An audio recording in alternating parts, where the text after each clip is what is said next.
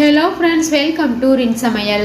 இன்னைக்கு நம்ம ரின் சமையல் சேனலில் கோதுமை மாவில் சாஃப்டான பால் கொழுக்கட்டை எப்படி செய்யலான்றதை பார்க்கலாம்.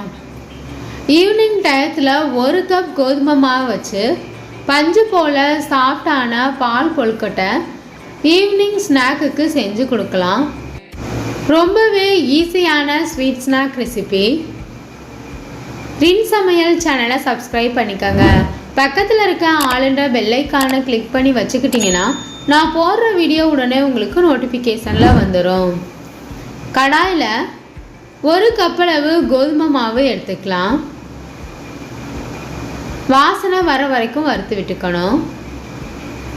அடுப்பை மீடியம் ஃப்ளேம்லேயே வச்சுட்டு மாவோட கலர் மாறிடாமல் வறுத்துக்கோங்க. மாவை வறுத்துட்டு பால் கொழுக்கட்டை செய்யும்போது சாப்பிட்றதுக்கு ரொம்பவே டேஸ்ட்டாக இருக்கும். வறுபட்டதுக்கு அப்புறமா ஒரு பவுலுக்கு மாற்றிட்டு மாவை ஆற வச்சிடலாம்.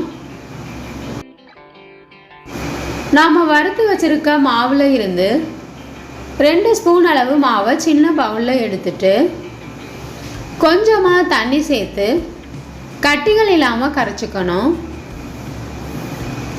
இது மாதிரி தண்ணியாக கட்டிகள் இல்லாமல் கரைச்சி வச்சுக்கணும். கொழுக்கட்டை ரெடியான உடனே சேர்த்தோம்னா பால் கொழுக்கட்டை திக்காக இருக்கும். எந்த கப்பில் மாவளந்து எடுத்தோமோ அதே கப்பில் ஒரு கப்பளவு வெல்லம் எடுத்திருக்கேன். கடாயில் சேர்த்துட்டு இது கூட ஒரு கப்பளவு தண்ணி சேர்த்துக்கணும். பாகுபதம் பார்க்க தேவையில்லை. உருண்டை வெல்லம் எடுத்துருக்கனால கல்மண் தூசி இருக்கும். அதை வடிக்கிறதுக்காக இந்த மாதிரி சூடுபடுத்திக்கணும். இதுக்கு பதிலாக கல்மண் தூசி இல்லாத நாட்டு சர்க்கரை அப்படி இல்லைன்னா ஜீனி கூட சேர்த்து இந்த கோதுமை மாவு பால் கொழுக்கட்டையை செய்யலாம். வெல்லம் நல்லா கரைஞ்சிருச்சு. 2 ஸ்பூன் அளவு துருவின தேங்காய் சேர்த்துக்கணும். தேவையான அளவு உப்பு, இது கூட 1 ஸ்பூன் அளவு ஜீனி சேர்த்துக்கங்க. நாம் சேர்த்துருக்க எல்லா பொருட்களையும் தண்ணி சேர்க்கறதுக்கு முன்னாடி நல்லா மிக்ஸ் பண்ணிடணும். மிதமான சூடில் இருக்க தண்ணியை கொஞ்சம் கொஞ்சமாக சேர்த்து மாவை பிசைஞ்சுக்கணும்.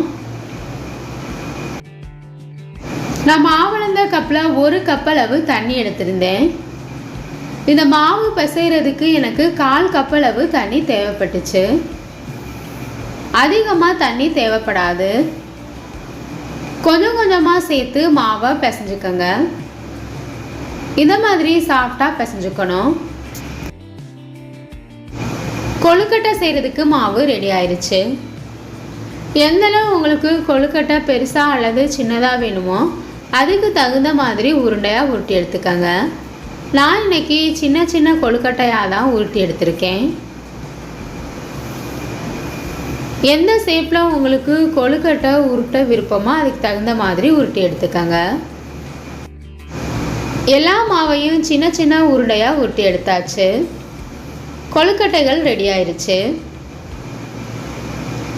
கடாயில் 2 கப்பளவு தண்ணி சேர்த்துட்டு மூடி போட்டு தண்ணியை கொதிக்க வச்சுக்கணும். கொதி வந்ததுக்கு அப்புறமா நாம் ரெடி பண்ணி வச்சுருக்க கொழுக்கட்டைகளை ஒன்றா எடுத்து தண்ணியில் போட்டுடலாம். தண்ணி கொதி வந்ததுக்கு அப்புறமா கொழுக்கட்டைகளை சேர்த்தோம்னா உடையாமல் இருக்கும். எல்லா கொழுக்கட்டைகளையும் சேர்த்தாச்சு. கொஞ்ச நேரம் வெந்ததுக்கு அப்புறமா கிண்டி விட்டுடலாம். போட்ட உடனே கிண்ணம்னா கொழுக்கட்டைகள் உடஞ்சிரும். 10 நிமிஷத்துக்கு வேக வச்சுக்கோங்க. கொழுக்கட்டை எல்லாம் 10 நிமிஷமாக நல்லா வெந்துருச்சு. நம்ம சேர்த்துருந்த தண்ணி எல்லாம் வத்திருச்சு. 10 நிமிஷம் வேக வச்சோம்னா கொழுக்கட்டைகள் நல்லா வெந்துடும். இந்த மாதிரி குத்தி பார்த்தோம்னா சிக்கிரிக்குள்ள ஒட்டாமல் இருக்குது பாருங்க. இப்போ நமக்கு கொழுக்கட்டைகள் ரெடி ஆயிடுச்சு. நாம் கரைச்சி வச்சிருக்க வெள்ளை தண்ணியை கொழுக்கட்டையில் வடிகட்டிட்டு சேர்த்துக்கலாம். வடிகட்டிட்டு சேர்க்கும்போது தூசியெல்லாம் வந்துடும். வாசனைக்காக கொஞ்சமாக ஏலக்காய் தூள் சேர்த்துட்டு இது கூட துருவின தேங்காய் 2 ஸ்பூன் அளவு சேர்த்துக்கணும். நாம் கரைச்சி வச்சிருக்க மாவு தண்ணியை இது கூட சேர்த்துடலாம். கொஞ்சமாக தண்ணி சேர்த்துட்டு 2-3 நிமிஷத்துக்கு வேக வச்சிடணும். நாம் கரைச்சிட்டு சேர்த்தா மாவு நல்லா வெந்துடும். பால் கொழுக்கட்டை வெந்துருச்சு. இறக்கி வச்சிடலாம். மிதமான சூடு வந்ததுக்கு அப்புறமா காய்ச்சி ஆற வச்ச பால் 1 கப் அளவு எடுத்திருக்கேன். அதை சேர்த்துட்டு நல்லா கலந்து விட்டுறணும். பால் சேர்த்து செய்யும்போது கோதுமை மாவு பால் கொழுக்கட்டை சாப்பிட்றதுக்கு இன்னுமே நல்லா டேஸ்ட்டாக இருக்கும். இப்போ நமக்கு சுட சுட கோதுமை மாவு பால் கொழுக்கட்டை ரெடி ஆயிடுச்சு. இந்த ஈஸியான ஸ்வீட் ஸ்நாக் ரெசிபியான பால் கொழுக்கட்டை உங்களுக்கு பிடிச்சிருந்ததுன்னா ரின் சமையல் சேனலை சப்ஸ்கிரைப் பண்ணிக்கோங்க ஃப்ரெண்ட்ஸ். கொழுக்கட்டை உங்களுக்கு பிடிச்சிருந்ததுன்னா மறக்காமல் ஒரு லைக் கொடுங்க ஃப்ரெண்ட்ஸ். கமெண்ட் பண்ணுங்கள், ஷேர் பண்ணுங்கள். பக்கத்தில் இருக்க ஆளுன்ற பெல் ஐகானை கிளிக் பண்ணி வச்சுக்கிட்டிங்கன்னா நான் போடுற வீடியோ உடனே உங்களுக்கு நோட்டிஃபிகேஷனில் வந்துடும். Thank you friends.